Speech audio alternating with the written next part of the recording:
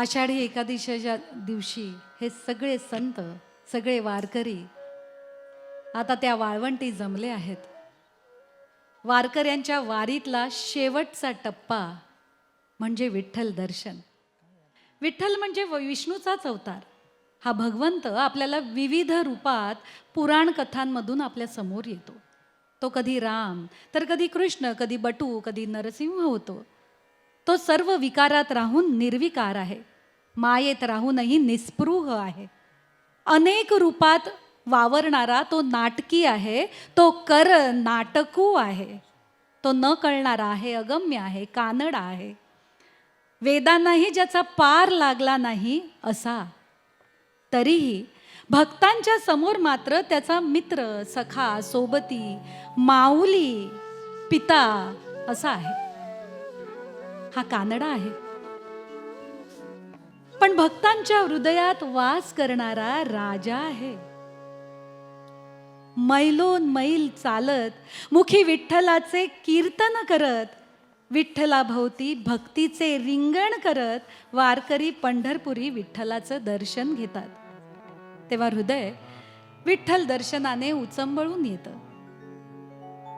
डोळ्यातले अश्रू आपली जागा रिकामी करून पाजरू लागतात. कारण डोळ्यात आणि अंतरात व्यापून राहतो तो समोर दिसत असलेला कानडा राजा पंढरीचा.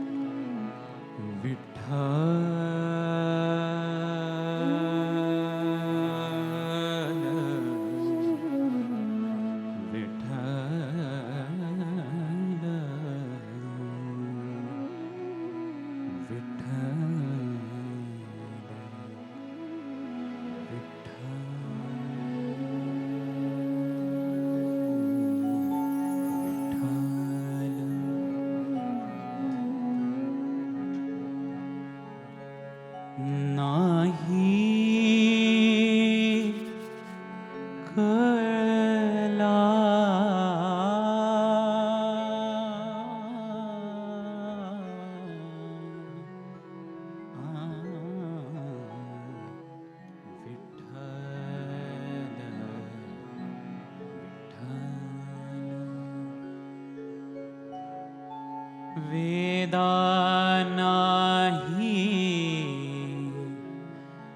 नाही कळला,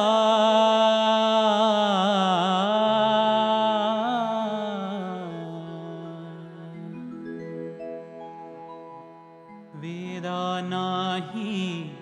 नाही कळला अंतपार याचा कानडा राजा पंढरीचा. कानडा राजा पंढरीचा. कानडा राजा पंढरीचा. कानडा राजा पंढरीचा. कानडा राजा पंढरीचा. वेदा नाही कळला अंतपार याचा कानडा राजा पंढरीचा. कानडा राजा पंढरीचा. कानडा राजा पंढरीचा. कानडा राजा पंढरीचा.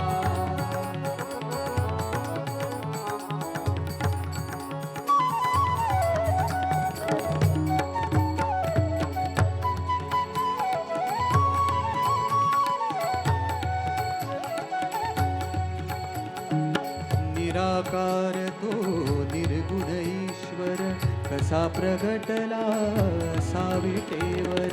निराकार तो निर्गुण